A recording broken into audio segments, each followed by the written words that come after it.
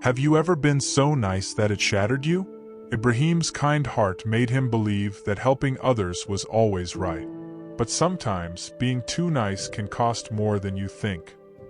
Ibrahim was a kind-hearted woodcutter who lived in a small village surrounded by thick forests. He was known for his generosity and never said no to anyone in need. His best friend, Hamza, often asked for favors, and Ibrahim always agreed, believing that helping others was the right thing to do. One evening, as the sun was setting, Hamza visited Ibrahim with a worried face. "Ibrahim, I have a big job to do, but my axe is broken. Can I borrow yours for a few days?" he asked. Without thinking twice, Ibrahim smiled and said, "Of course, take it. I'm happy to help," he replied warmly. Days turned into weeks, but Hamza did not return the axe. Ibrahim's work slowed down, and he began to struggle. When he finally asked Hamza about it, his friend laughed and said, "Why are you so impatient? It's just an axe."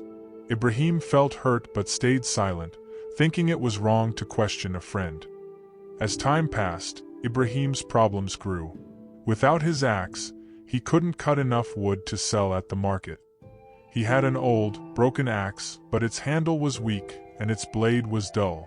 He tried using it, but it took much more effort to cut even a little wood. Meanwhile, Hamza was often seen using a new axe, cutting wood easily and making good money. The villagers began to whisper, "How can Ibrahim be so blind?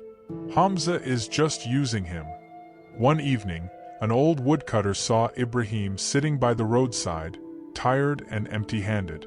"You look troubled, son," the old man said. Ibrahim sighed and told him everything.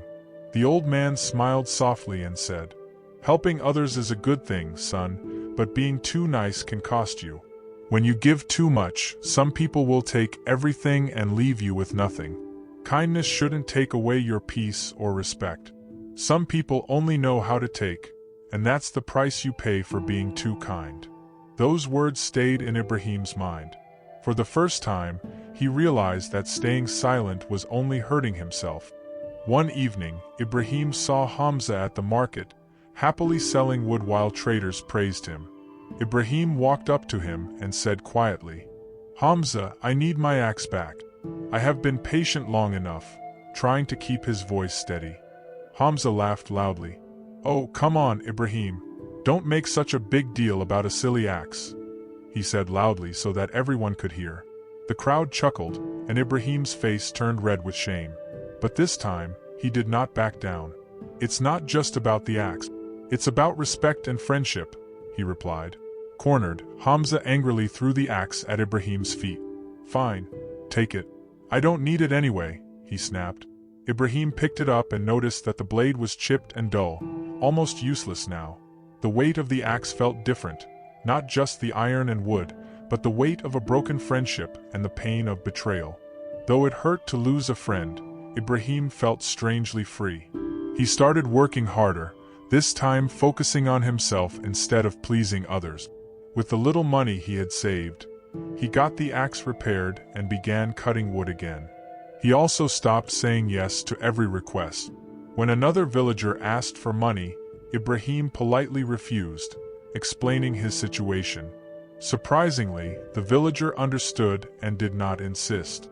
Slowly, the villagers noticed the change.